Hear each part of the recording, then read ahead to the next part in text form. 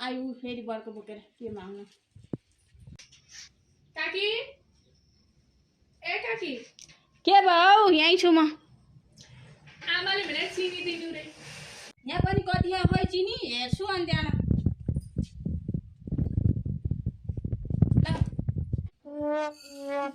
ल यति हो, यहाँ पनि छैन धेरै।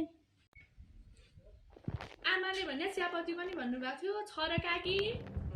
सबै थोक मेरै घरमा माग्न पठाउँछु। खै छ कि हेर्छु पखाइ एकछिन। अलिकति दुध पनि खा र काकी, सेतो चिया खान मन लाग्यो भन्नुभएको थियो। घरको सबैजना यहीँ बोलाएर ल्याए भयो हुन्थ्यो नानीको चिया खान। तिमीले यो सबै सामान बोकेर लान गाह्रो हुने भयो। लाउ दुध मलाई नि राख्दै भयो अलिकति चिया। यति दुध दिनुभयो त्यही पनि अर्को आएर चिया खान आउने रे।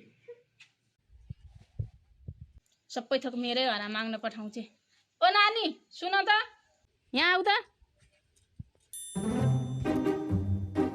अर्थौँदै केही भनी छैन आज तेरी आमाले? भन्नुभयो के भने आज चाहिँ फेरि? तल्लोहरूको चोथाले नदिए माथिल्लोहरूको हेडुम्बासँग भए पनि मागेर ल्याउनु भन्नुभयो।